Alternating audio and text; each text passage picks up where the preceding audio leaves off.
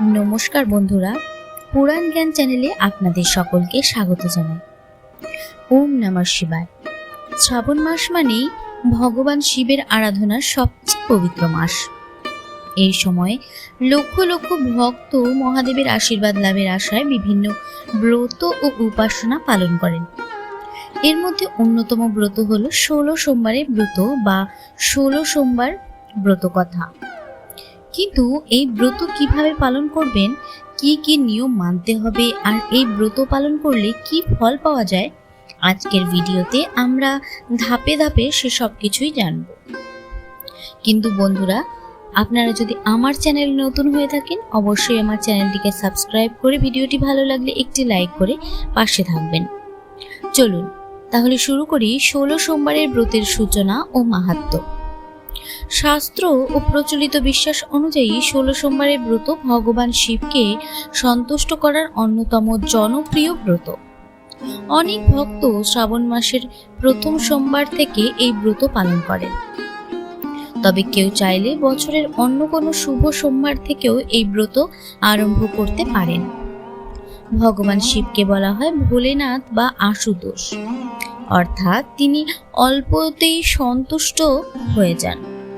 তাই অতিরিক্ত মন এবং নিষ্ঠা ও ভক্তি নিয়ে এই ব্রত পালন করলে মহাদেবের কৃপা লাভ হয় বলে বিশ্বাস করা হয়। এই ব্রতের মূল উদ্দেশ্য শুধু মনোবাসনা পূরণ নয়, বরং নিজের মনকে সংযত করা, ঈশ্বরের প্রতি ভক্তি গ্রহণ করা এবং সৎ জীবনযাপনের সংকল্প গ্রহণ করা। ঈশ্বরের প্রতি ভক্তি বৃদ্ধি যত করবেন, ততই মহাদেব সন্তুষ্ট হবেন। এইবার আসব সোমবারের ব্রত পালনের সম্পূর্ণ নিয়মাবলী নিয়ে। বন্ধুরা, 16 সোমবারের ব্রত পালন করতে হলে ভোরে ঘুম থেকে উঠে স্নান সেরে পরিষ্কার পরিচ্ছন্ন পোশাক পরুন। সম্ভব হলে সাদা বা হালকা রঙের পোশাক পরা শুভ বলে মনে করা হয়। ভোলেনাথ সাদা রং খুব পছন্দ করেন। এরপর ভগবান শিব ও মা পার্বতী স্মরণ করে ব্রতের সংকল্প গ্রহণ করুন। মনে মনে প্রার্থনা করুন, হে মহাদেব, আপনার কৃপায় আমি এই ব্রত পালন করছি। আমাকে শক্তি দিন, ভক্তি দিন এবং সৎ সাহস দিন আগামী পথ চলার জন্য। পূজার সময় শিবলিঙ্গে গঙ্গা জল বা পরিষ্কার জল অর্পণ করুন। এরপর সামর্থ্য অনুযায়ী দুধ, দই, ঘৃত, মধু এবং চিনি দিয়ে পঞ্চামৃত অভিষেক করতে পারেন। এরপর শিবলিঙ্গে অক্ষত, বেলপাতা, ধুতরা, আকন্দ ফুল, সাদা ফুল, ভস্য, চন্দন, ফল ও অন্যান্য ভোগ নিবেদন করুন। পূজার শেষে অন্তত 108 বার ওম নমঃ শিবায় মন্ত্র জপ করুন। পাশাপাশি শিব চালিসা, শিব মহিম্ন স্তোত্র, শিব দারিদ্র দহন স্তোত্র, 16 সোমবারের ব্রতকথা পাঠ শ্রাবণ করলে বা শ্রাবণ মাসের বৃষ্টির জল বাবার মাথায় দিলে তা অত্যন্ত শুভ বলে বিশ্বাস করা হয়।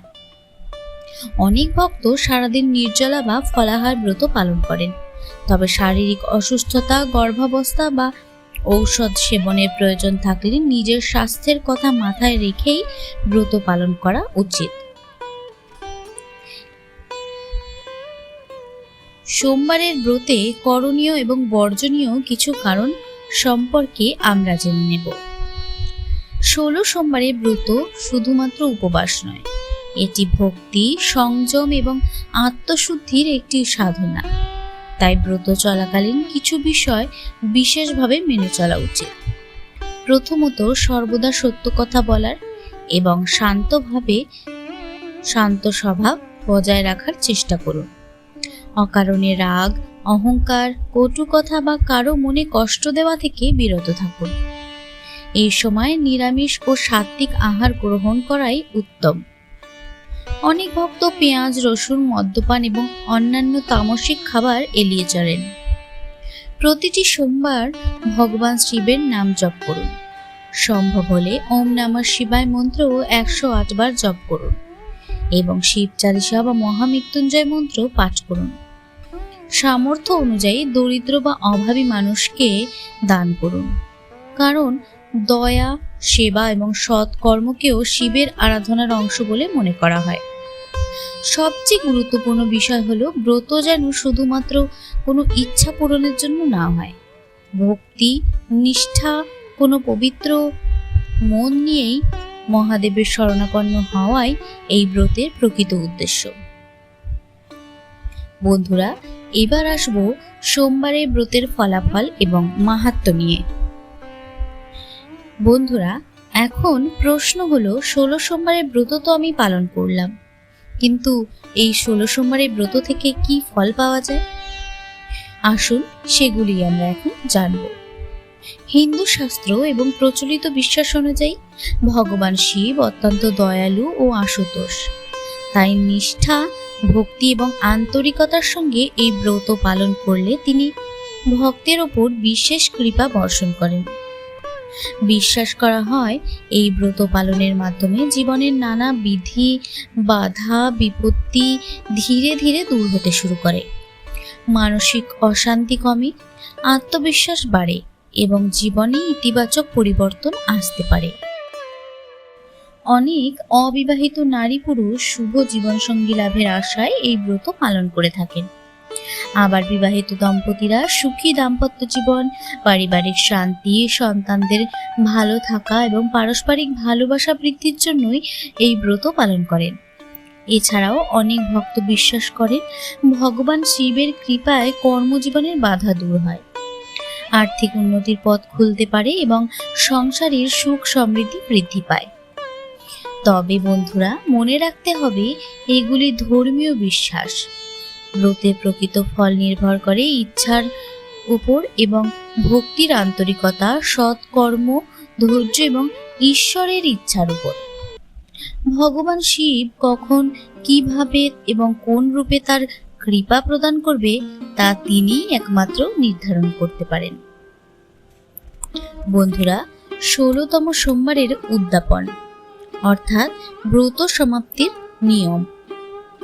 বন্ধুরা, টানা 16টি সোমবার ভক্তি এবং নিষ্ঠার সঙ্গে ব্রত পালন করার পর আসে ব্রতের শেষ দিন অর্থাৎ 16তম সোমবার। এই দিনটি বিশেষভাবে শুভ বলে মনে করা হয়। সকালে স্নান করে পরিষ্কার পোশাক পরুন এবং যথারীতি ভগবান শিব ও মা পার্বতীর পূজা করুন। শিবলিঙ্গে গঙ্গাজল, দুধ, বেলপাতা, চন্দন, ফুল, ফল এবং ভোগ নিবেদন করুন। এরপর ওম নমঃ শিবায় মন্ত্র জপ করুন 108 বার এবং মহাদেবের কাছে কৃতজ্ঞতা প্রকাশ করুন। অনেক ভক্ত এই দিনে 16 সোমবারের ব্রত কথা পাঠ এবং শ্রবণ করেন এবং পরিবারের সদস্যদেরও সেটি শোনান। সামর্থ্য অনুযায়ী দরিদ্র মানুষকে অন্ন, বস্ত্র বা অন্য কোনো প্রয়োজনীয় সামগ্রী দান করতে পারেন, তাহলে খুব ভালো। প্রসাদ বিতরণ করাও শুভ বলে মনে করা হয়। তবে মনে রাখবেন, আপনার এত ব্রতের ফলাফল শুধুমাত্রই পূর্ণ লাভ করবে যে আপনি কতটা কাকে কিভাবে দান করছেন। বিভিন্ন পশু পক্ষীকে দান করুন, তাদেরকে অবশ্যই সাদা মিষ্টি দান করতে পারেন, সেটি ভগবান শিবের খুব পছন্দের, ইনি তাতে সন্তুষ্ট হন। সবশেষে ভগবান শিবের কাছে প্রার্থনা করুন, হে মহাদেব, আপনার কৃপায় আমি 16 সোমবারের ব্রত সম্পূর্ণ করতে পেরেছি। আমার ভুল ত্রুটি মার্জনা করুন। আমাকেও আমার পরিবারকে সুস্বাস্থ্য, শান্তি, সৎ পথে চলার শক্তি এবং আপনার ভক্তি দান করুন। তবে মনে রাখবেন বন্ধুরা, ব্রতের সবচেয়ে বড় শক্তি হলো অটুট বিশ্বাস, পবিত্র মন এবং সৎ জীবনযাপন। শুধু উপবাস নয়, নিজের চিন্তা, কথা ও কাজে পবিত্রতা বজায় রাখাই এই ব্রতের প্রকৃত উদ্দেশ্য। তাহলে বন্ধুরা, আজকের ভিডিওটি আপনাদের কেমন লাগলো? এখন তো শ্রাবণ মাস চলছেই, আপনারা কোনো সোমবার দেখে শুরু করে দিন এই ব্রত কথা।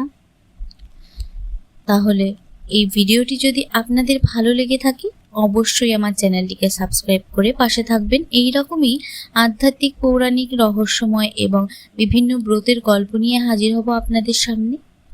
ভালো থাকবেন, সুস্থ থাকবেন, সকলকে সুস্থ রাখবেন, ভালো রাখবেন।